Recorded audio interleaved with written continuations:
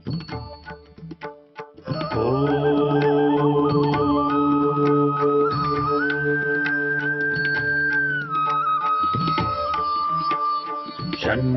मित्रः शं वरुणः शन्नो भवत्वर्यमा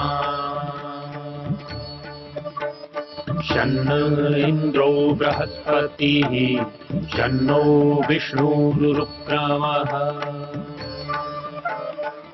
ॐ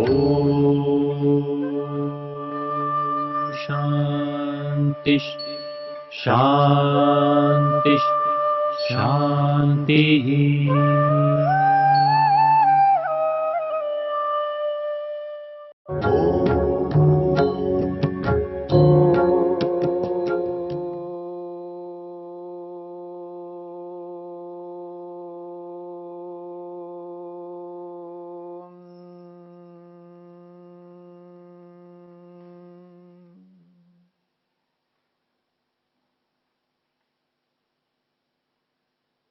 योग में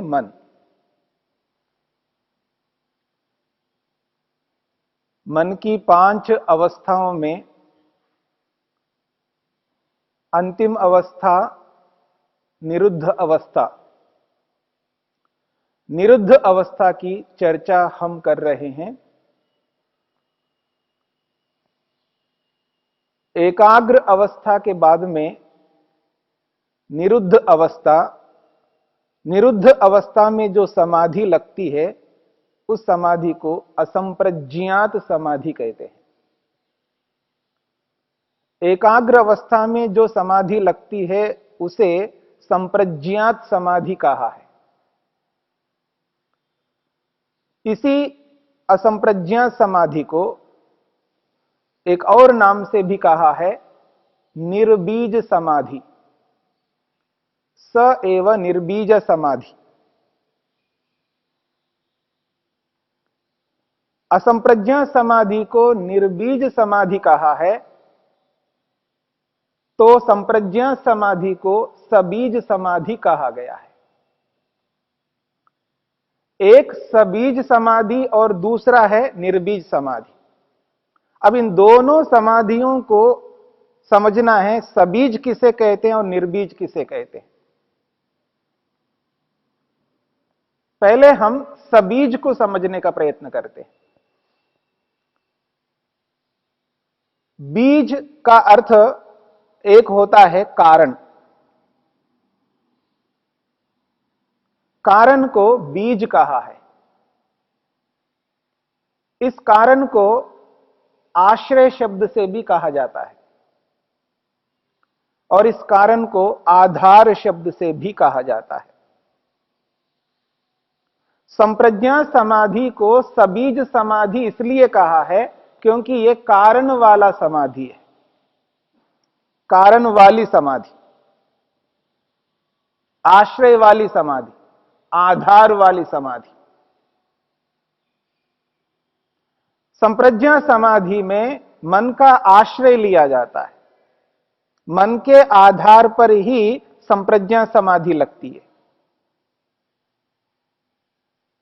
तो मन के कारण से यह समाधि होने के कारण से इसे सबीज समाधि कहा है। बीज युक्त समाधि। तो यहां बीज का अर्थ है कारण, आधार, आश्रय। और इस सबीज समाधि को एक और नाम से भी कहा जाता है सालंबन समाधि, आलंबन सहित समाधि। आलंबन का अर्थ भी यही है, आश्रय, आधार, सहारे वाली समाधि, जिसमें मन के सहारे से ही समाधि लगती है। मन के माध्यम से ही महतत्व, अहंकार, ज्ञानेन्द्रियां, कर्मेंद्रियां, तन्मात्राएं, पंचमाभूत, इन सबका साक्षात्कार होता है। और इन सबका जो कारण है सत्व रज तम, उनका भी इस मन के सहारे से ही साक्षात्कार होता है। और स्वयं का, आत्मा का भी साक्षात्कार मन के सहारे से होता है। तो सहारे वाली समाधि होने के कारण से इसको सालंबन समाधि कहा है। इसीलिए इस असंप्रज्ञा समाधि को, जिसको निर्बीज समाधि कहा है, इस समाधि को निरालंबन समाधि कहते हैं। इसमें आश्रय नहीं है, आधार नहीं है, मन का यहां सहारा नहीं है। मन के सहारे के बिना ही इस समाधि को लगाया जाता है, इसलिए इसको निरालंबन समाधि कहा है। तो जहां मन का आश्रय नहीं होता है, मन का आधार नहीं होता है, जहां मन कारण नहीं बनता है, वहां इसको निर्बीज कहा है।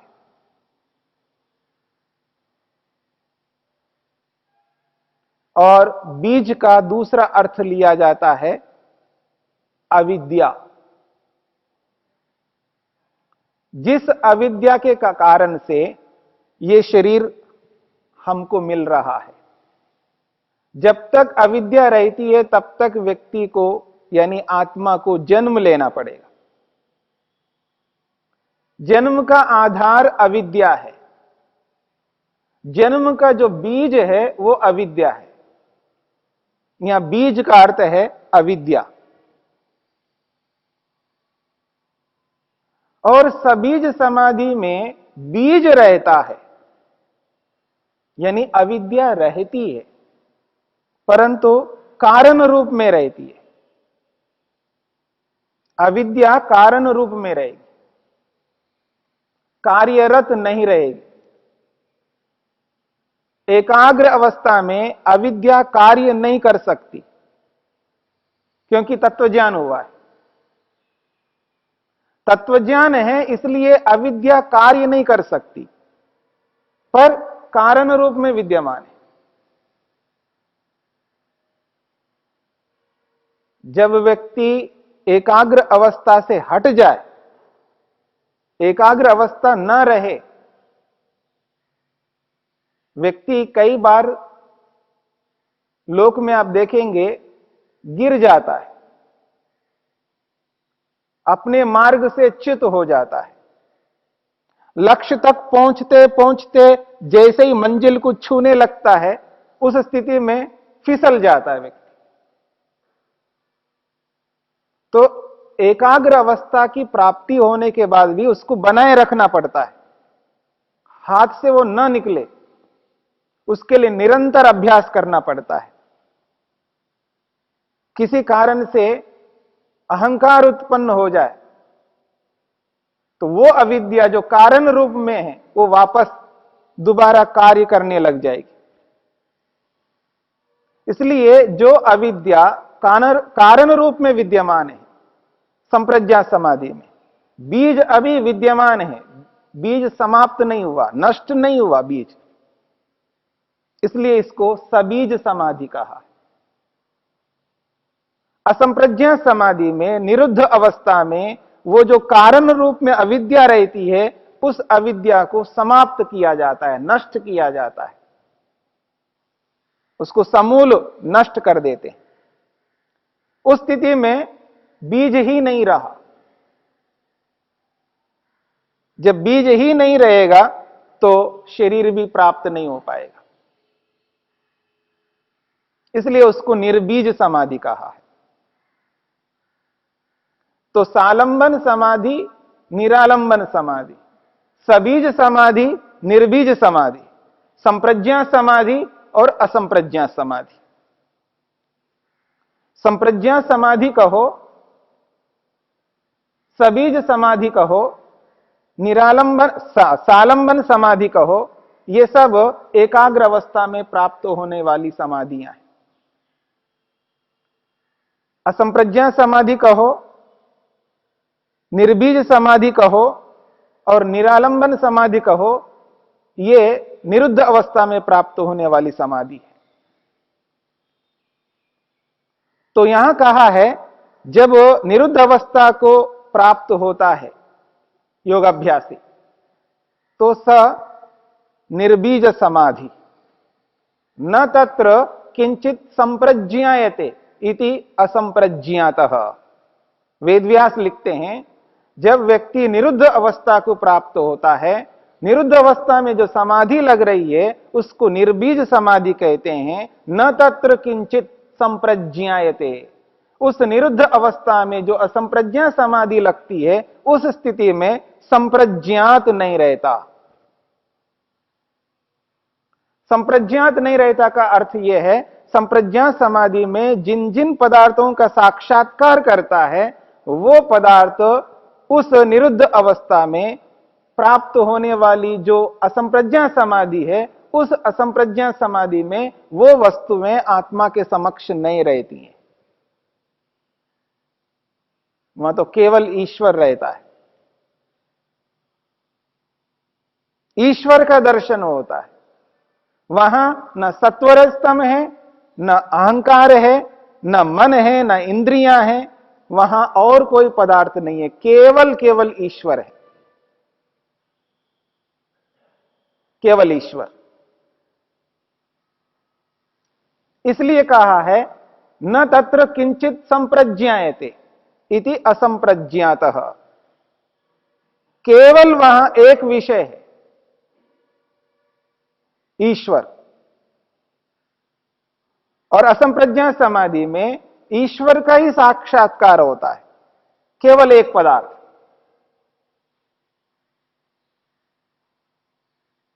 इसलिए कहा है द्विविधः स योगश्चित्त वृत्ति निरोध।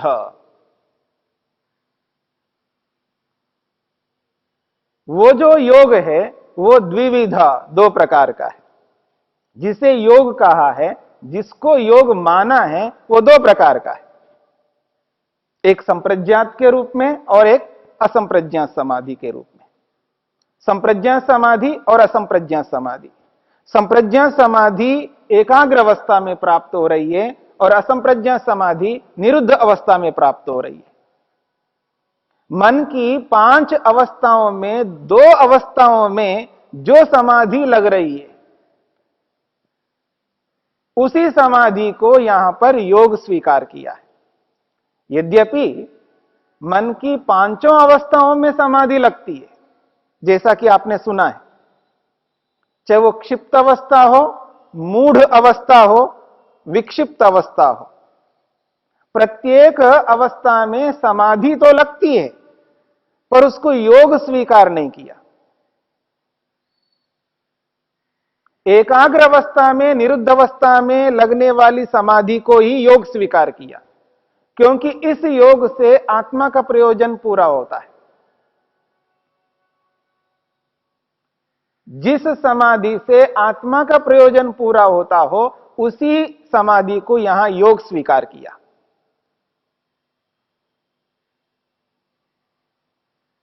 प्रयोजन क्षिप्त अवस्था में भी पूरा होता है,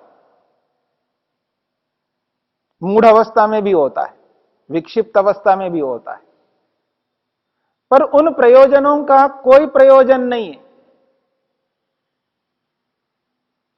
वो निरंतर बदलते रहते हैं और उसमें आकांक्षा और बढ़ती जाती है, तृष्णा बढ़ जाती है, उसमें अतृप्ति आती है। जैसे जैसे प्रयोजन की सिद्धि होती है वैसी वैसी उसकी तृष्णा और बढ़ती है और अधिक अशांति प्राप्ति होती है और अधिक परतंत्र महसूस करता है व्यक्ति। प्रयोजनों को पूरा करता हुआ भी व्यक्ति अतृप्त हो रहा होता है, उसमें अशांत हो रहा होता है, असंतुष्ट हो रहा होता है और भय अधिक बढ़ता जाता है उसमें। प्रयोजनों को पूरा करता हुआ व्यक्ति अशांत रहा, अतृप्त रहा, तो ऐसे प्रयोजनों को पूरा योगी नहीं करना चाहता।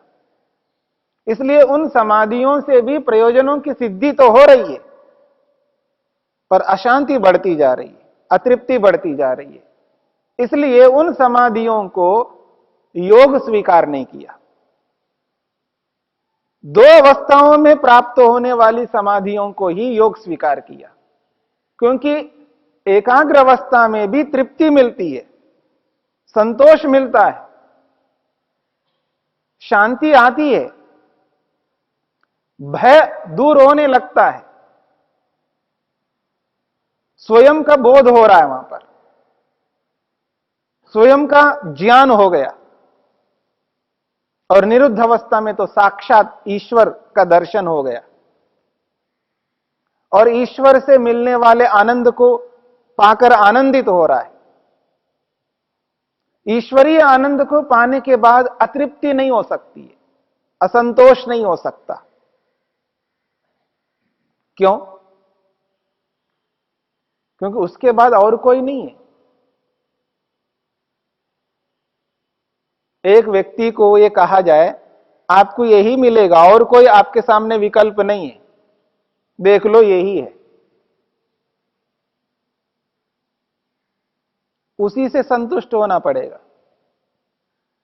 आज हम संतुष्ट इसलिए नहीं होते हैं क्योंकि हमारे मन में विकल्प है, इससे बेहतर है, इससे बढ़िया है, इससे उत्तम है, इससे श्रेष्ठ है। इसलिए हम अशांत रहते हैं, अतृप्त रहते हैं, असंतुष्ट रहते हैं और तृष्णाओं को और अधिक पालने लगते हैं। पर जब ईश्वर का दर्शन होता है, ईश्वर का साक्षात्कार होता है, व्यक्ति असंप्रज्ञा समाधि से युक्त है, ईश्वरीय आनंद को पा रहा है, उसके बाद मन में विकल्प ही नहीं रहता, क्योंकि और कोई चीज ही नहीं है ऐसी, ईश्वर से श्रेष्ठ और कोई वस्तु नहीं है, उसके सामने कोई विकल्प नहीं है, सारे विकल्प समाप्त हो गए। इसलिए तृष्णा नहीं रह सकती, विकल्प ही नहीं है। ऐसी स्थिति में पूर्ण तृप्त होगा, पूर्ण संतुष्ट होगा, निर्भीक होगा, भय नहीं रहता है। ये ईश्वरीय आनंद जो मेरे को मिल रहा है, मेरे से कोई छीन लेगा ऐसा कोई भय नहीं रहता, क्योंकि कोई छीन ही नहीं सकता। कोई ऐसा कार्य ही नहीं कर सकता जिससे उसको ये परेशानी हो कि मैं किसी के अधीन होकर के, किसी के नीचे रह करके ऐसा हो जाऊंगा, मैं परतंत्र हो जाऊंगा। परतंत्रता ही नहीं रहती वहां पर, पूर्ण स्वतंत्रता है। तो सद्विविध, वो जो योग है दो प्रकार का है, संप्रज्ञात योग और असंप्रज्ञात योग। और इन दोनों समाधियों को योग स्वीकार किया है, इन दोनों समाधियों को ही यहां पर योगश्चित्त वृत्ति निरोधा शब्द से कहा है, जिसके माध्यम से व्यक्ति अपने प्रयोजन को पूरा कर लेता है। तो मन की 5 अवस्थाओं में से जो 2 अवस्थाएं हैं, एकाग्र और निरुद्ध, इन दोनों अवस्थाओं को पाने के लिए सारा का सारा योग है। अष्टांग योग में जितने भी अंग हैं, वो सारे के सारे अंग इन 2 योगों को, इन 2 समाधियों को प्राप्त करने के लिए बनाए गए हैं। और इन दोनों समाधियों को प्राप्त करने के लिए सारा का सारा अभ्यास, उसका पुरुषार्थ, उसका जितना भी ज्ञान है, उसके जितने भी कर्म हैं, वो सब इन्हीं 2 योगों को पाने के लिए हैं। इस प्रकार से योग की स्थिति जिन मन की अवस्थाओं से प्राप्त होती है, उस स्थिति को समझना है।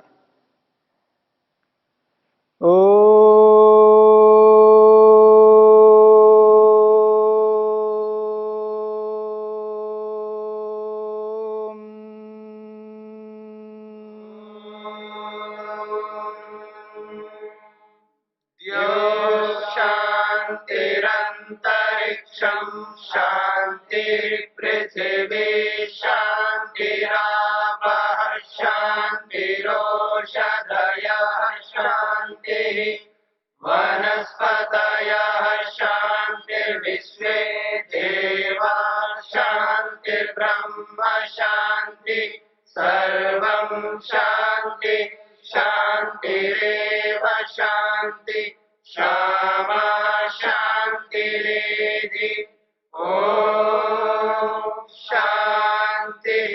शान्ति शान्तिः